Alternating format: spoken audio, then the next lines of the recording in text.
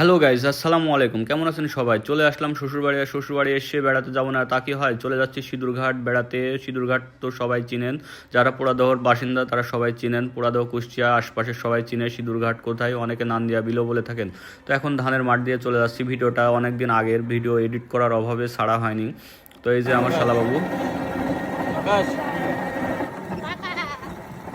ও ভিডিওর সামনে আসতে প্রচণ্ড লজ্জা পায়, তাই ভিডিওর সামনে আসতে চায় না। অনেক সুন্দর গ্রামীণ আঁকা বাঁকা মেঠু পথ ধরে চলে যাচ্ছি, দুই পাশে ধানের ক্ষেত। তো এই সামনে আমার শ্বশুরের একটা জমি আছে, ওইখানে আমি গত বছর পেঁয়াজ লাগাইছিলাম।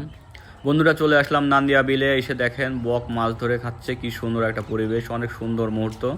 এগুলো আমার খুবই ভালো লাগে।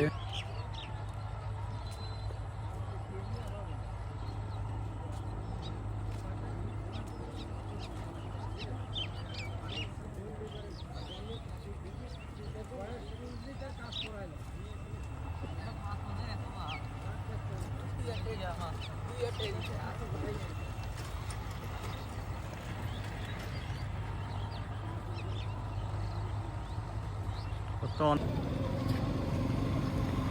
ভিডিও ছিল না।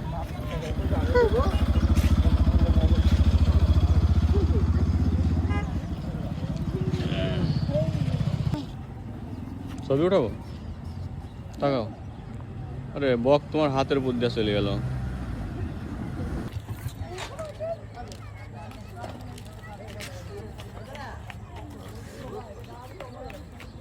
গাইস, এটা বলে এখানে পোড়াদহর ঐতিহ্যবাহী সিঁদুরঘাট।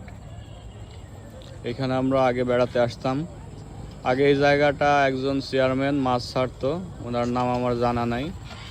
বর্তমানে সরকার চলে যাওয়ার পর থেকে এই জায়গাটা উন্মুক্ত। এখন এলাকার লোকজন দেখেন প্রচুর পরিমাণে নৌকা নিয়ে মাছ আহরণ করছে। কিন্তু এখানে আগে অনেক বড় বড় মাছ পাওয়া যেত, 10 কেজি 20 কেজি ওজনের মাছ পাওয়া যেত পোড়াদহর হাটে। দেখছেন কত মানুষ মাছ আহরণ করছে। এই বিলটা প্রায় 4-5 কিলোমিটার হবে, ঝাউদিয়া পর্যন্ত প্রায়। যারা এখানকার স্থানীয় তারা অবশ্যই চিনবেন।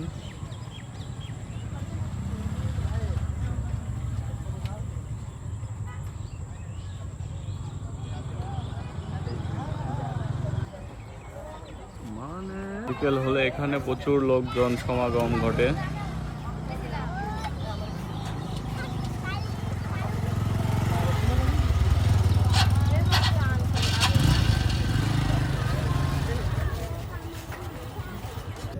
এই হলো সিঁদুরঘাট নান্দিয়া বিল।